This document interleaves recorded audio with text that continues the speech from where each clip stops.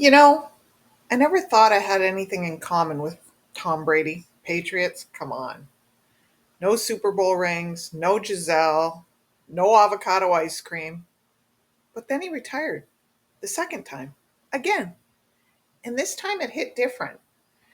Because whether you're stepping off a football field, out of a role, or into a season you didn't expect, there comes a moment when you realize, I'm not that anymore. But I'm still me. And I've still got a lot more games to play, and now I've got skills. Let's talk about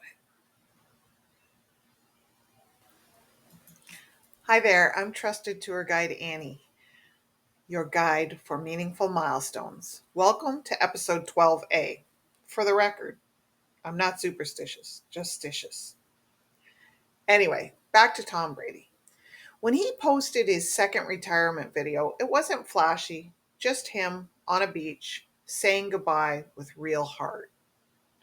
Now, let me say this clearly. I've been a Detroit Lions fan my whole life, loyal through the lean years, cheering for grit over glamour, and lately, thanks to Coach Dan Campbell, falling in love with this team all over again. But years ago, when my youngest son was little, he fell in love with the Philadelphia Eagles. So, of course, I became an Eagles fan too, because that's what moms do. We show up for our kids, even in green. Between the Lions and the Eagles, I've seen a lot of stories, comebacks, close calls, and a lot of heartbreak.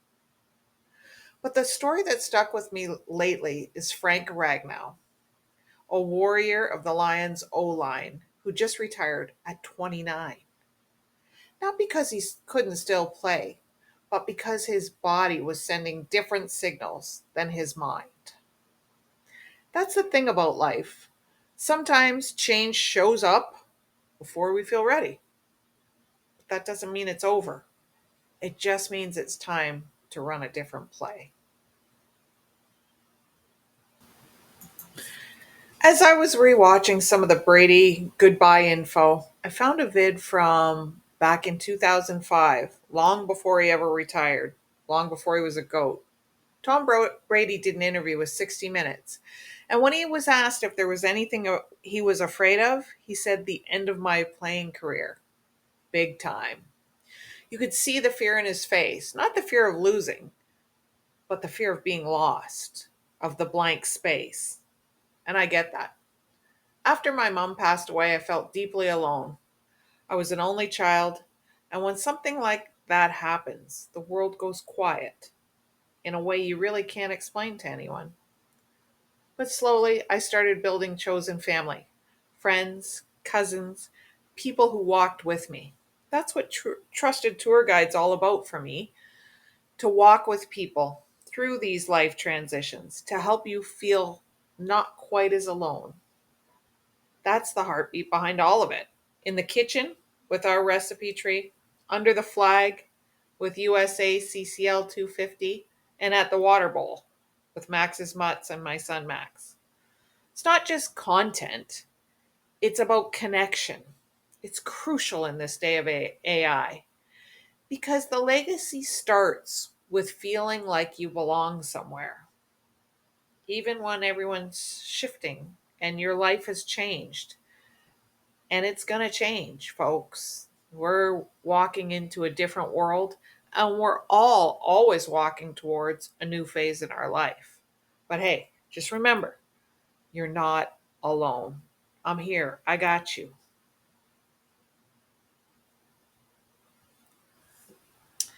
So maybe you felt it, that weird tension between who you were and who you're becoming. You're not brand new, and you're not done either. And the version of you who used to run full speed in one direction, that uniform doesn't quite fit anymore either. I remember a season, maybe you do too, where the titles I'd worn proudly didn't quite fit anymore. Some of it was work related, some of it was personal, some of it was just waking up and realize I've changed. The world around me has changed. And that old identity isn't the uniform I wear anymore. And here's the truth: I wasn't breaking down, I was leveling up, even if it feels like limbo at first.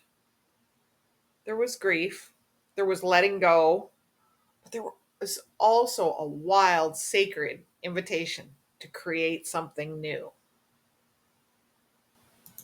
So let's pause for a second. This isn't just about Brady or me, it's actually all about you. If you're in the middle of a transition, if something old is ending but new hasn't really fully shown up yet, you need a playbook.